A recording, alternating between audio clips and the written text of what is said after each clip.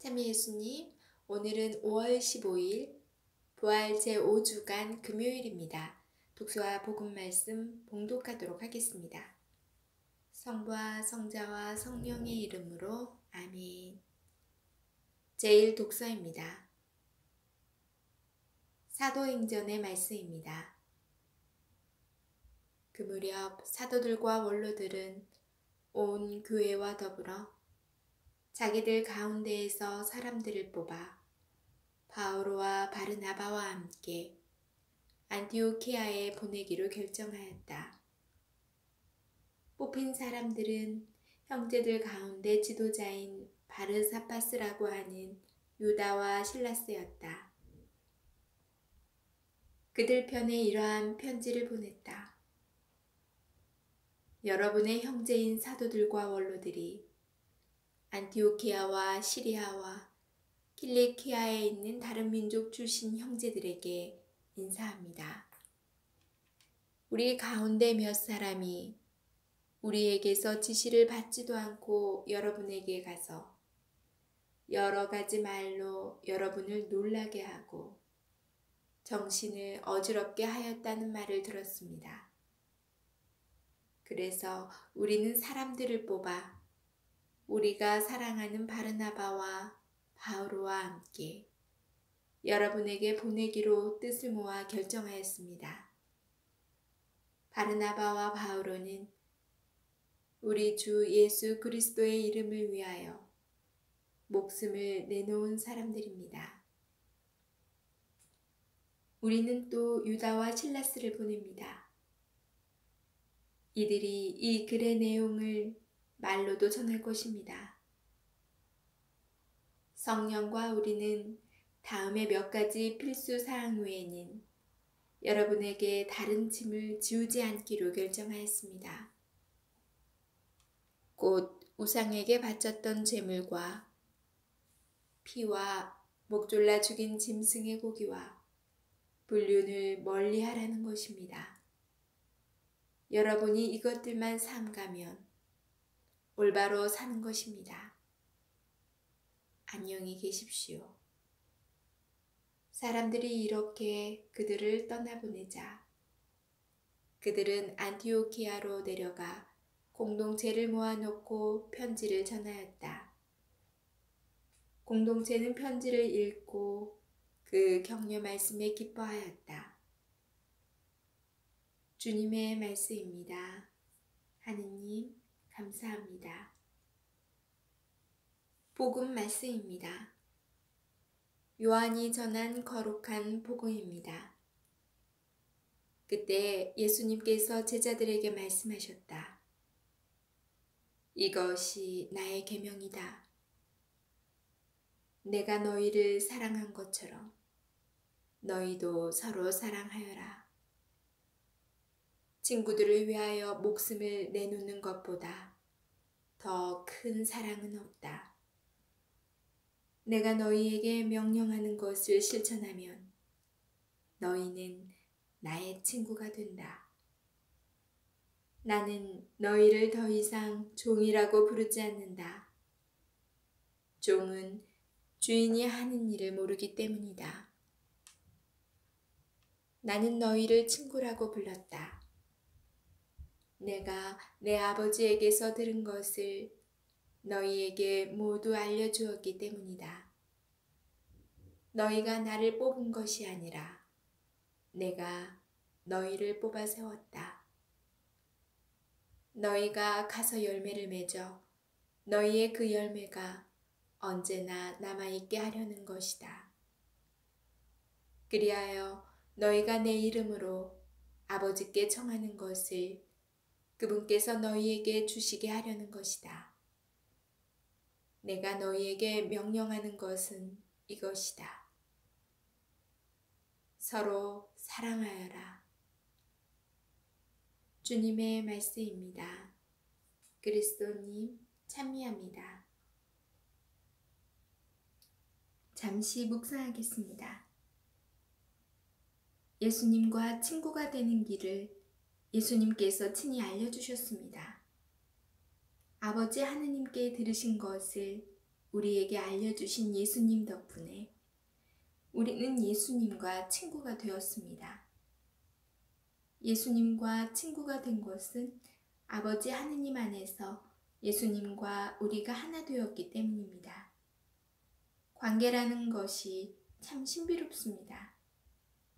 한 사람을 좋아하고 의지하다 보면 어느새 자신의 삶조차 파탄나고 어지럽게 될 때가 있는가 하면 파탄난 삶이 새롭게 고쳐지고 다듬어져 더욱 아름다운 삶으로 거듭나기도 합니다. 누군가를 만난다는 것은 실은 둘만의 일이 아니라 둘의 만남 속에 드러나는 기대하지 않는 창조 활동이 아닌가 싶습니다. 서로 생각이 분명 다른데 만나서 이야기를 나누다 보면 하나의 새로운 생각으로 거듭나기도 하다가 생각이 같아서 만났는데 이야기하다 보면 생각지도 못한 방향으로 이야기가 흘러 서로의 마음에 생채기를 내기도 합니다. 둘의 만남은 늘 또 하나의 다른 존재를 불러오는 듯합니다. 예수님께서는 요한복음 안에서 수도 없이 아버지 하느님을 소개하시고 선포하시며 그 아버지와 한 분이심을 말씀하십니다. 예수님을 만나면서 우리는 아버지 하느님의 창조적 자리를 함께 얻습니다. 말하자면 예수님을 만나는 것은 자신의 마음 안에 예수님과 한 분이신 아버지의 자리도 마련하는 여유로운 일입니다. 서로 만나면 만날수록 우리 마음의 자리는 더 넓어지고 깊어집니다. 예수님을 만날수록 사랑의 마음은 더 커져 더 많은 일을 품고 껴안게 됩니다. 예수님을 통한 관계의 신비는 참으로 놀랍습니다. 아멘. 성부와 성자와 성령의 이름으로 아멘. 오늘은 스승의 날이에요. 5월 15일 스승의 날인데 만약 지금 학교에 아이들이 다녔다면 큰 행사, 큰 행사는 아니어도 각 담임 선생님과 함께 정말 즐거운 스승의 날 감사의 노래도 드리고 감사의 표현도 하는 그런 날이 되었을 텐데 지금 아이들이 온라인 계약이라서 학교에 못 가기 때문에 안타깝게도 마주할 수 없는, 아직 저희 아이들은 선생님 얼굴을 한 번도 본 적이 없는 그런 일까지 되어서 좀 안타까운 마음이 있어요. 오늘은 제 학창 시절 만났던 선생님들에 대해서 좀 말씀을 나눌까 해요. 저는 유치원은 다니지 않았고 저 시대는 국민학교라고 있는데 그 초등부터 석사까지 많은 정말 스승들을 만났어요. 제가 다니던 초, 중, 고 시절에는 그때 80년대, 90년대 그 세대까지만 해도 선생님들은 좀 무서운 존재였죠. 항상 기다란 매를, 사랑의 매를 들고 다니셨어요. 정말 지금은 상상도 할 수 없을 정도로 정말 시대가 저하고 그렇게 많이 차이가 나나? 아무튼 학교 생활은 엄청 많이 제 아이들을 보면 달라진 것 같아요. 초등학교 시절에는 정말 선생님은 어디 딴 나라에서 온 딴 세계 화성에서 오신 분들, 정말 무릉도원에서 신선처럼 계시다가 우리를 이렇게 지도해 주시는 정말 다른 존재라고 생각이 들었었어요. 그만큼 선생님에 대한 그런 환상도 많이 있었고 화장실도 안 다니실 거야 라고 생각을 했었어요. 근데 그 시대에도 굉장히 선생님들이 무서웠던 것 같아요. 지금 초등은 정말 너무 편한데 기억에 남는, 초등학교 시절에 기억에 남는 한 선생님은, 저희가 이제 방과 후에, 저희는 방과 후 수업이라는 게 없었기 때문에 수업이 끝나면 집으로 가거나 아이들이 뭐 더 운동장에서 놀고 가거나 그랬는데, 하고 운동장 그 근처에서 이렇게 몇 무리들이 이렇게 놀고 있었어요. 저도 이렇게 놀고 있었는데 한 선생님이 교무실에서 막 나와서 운동장으로 누구 어느 무리를 불렀나 봐요. 근데 다들 나는 아니겠지? 우리는 아니겠지? 하고 그 선생님한테 안 간 거예요. 그래서 선생님이 화가 나셔서 그 근처에 놀고 있는 친구들을 다 불렀어요. 그리고 앞에다 딱 세워놓고 화가 나셨는지 머리를 다 때리셨는데 한 통통통 다 때렸는데 그게 그 무슨 커다란 두꺼운 막대로 맞았는데 엄청 아팠어요. 저는 그때 어린 아이였는데도 불구하고 다들 꾹 참고 있길래 저도 울지 않고 꾹 참았거든요. 왜 맞는지도 모르고. 그래가지고 집에 왔는데도 정말 아파요. 아팠던 기억이 나는데 부모님한테는 그 당시에는 선생님한테 혼나거나 맞아도 얘기를 안 했었던 것 같아요. 아무튼 그렇게 지났는데 지금도 제 머리를 만져보면 어느 한 곳이 조금 움푹 들어갔거든요. 혹시 그 시절에 맞았던 그 자국이 아닌가 싶어요. 그 강렬하게 아픈 통증이 아직까지도 제 기억에 남아요. 그 과학 선생님이셨는데 왜 어린아이들을 안 왔다고 그렇게 때렸는지 모르겠어요.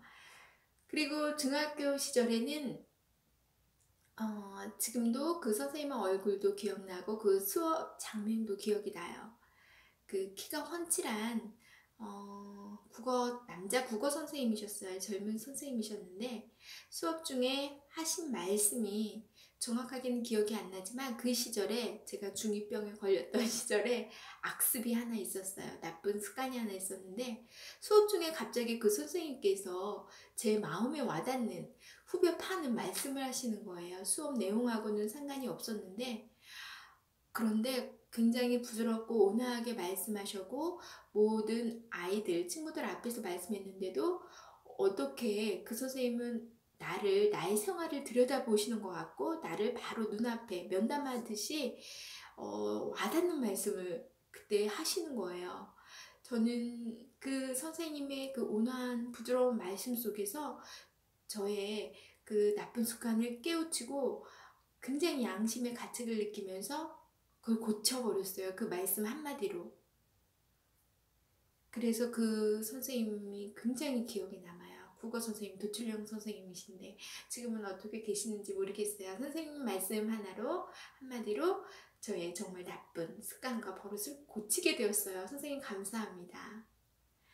그리고 고등학교 시절에는 그냥 맞고 살았던 것 같아요. 남녀 공학이었는데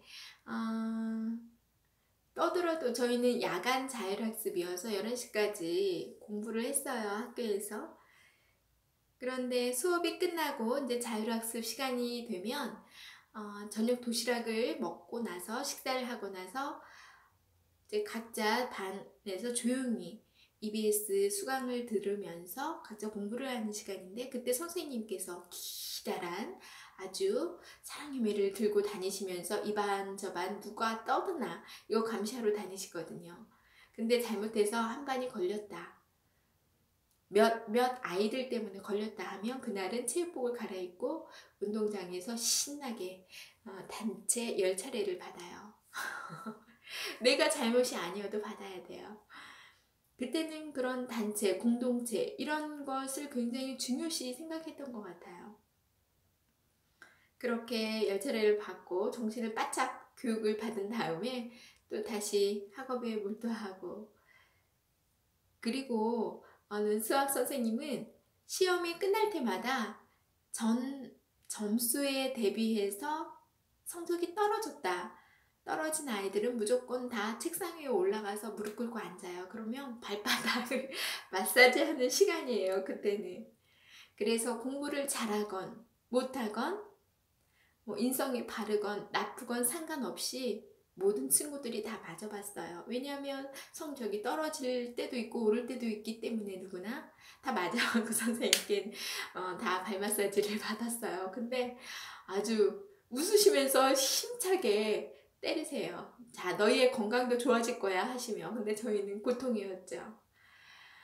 그런 시기에 있었어요. 이게 돌이켜보면 고등학교 시절은 중학교도 약간 그러긴 한데 저희 학창 시절에는 그 시대 학창 시절에는 가장 중요시했던 게 바로 성적이 아니었나 싶어요.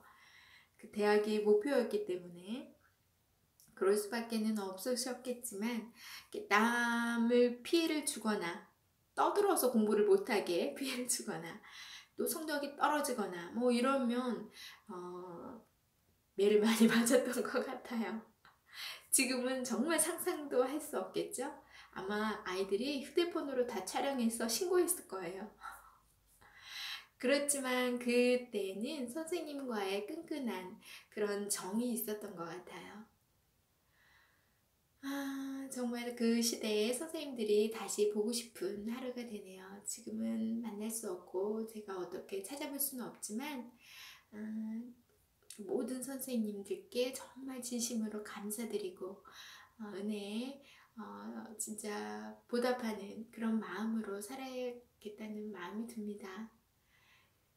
제가 중요시 정말 가장 중요하게 느꼈던 선생님들을 회상하면서 느꼈던 거는 결코 매로서 저희를 다스릴 수 없었다는 거예요. 많이 맞기도 했고 그 공포에 잠시는 변할 수는 있었지만 정말 나를 변하게 했던 건 선생님의 따뜻한 마음과 그런 온화한 가르침이 나를 변하게 했었던 것 같아요. 예수님께서도 우리에게 정말 우리와 같은 모습으로 오셔서 낮은 모습으로 오셔서 사랑을 실천하셨고 또 마지막 승천 때까지도 서로 사랑하여라 하고 계명을 내려주고 가셨어요. 어떠한 벌과 공포보다는 그런 따뜻한 사랑을 직접 실천하시고 행하라는 그런 말씀은 우리에게 더 와닿고 우리를 변화시킬 수 있는 말씀이라고 생각이 들더라고요. 오늘도 우리의 최고의 스승님인 예수님의 서로 사랑하여라 이 말씀 더욱 깊이 생각해 보시고 실천하시는 하루가 되시기 바랍니다. 저는 내일 다시 만날게요.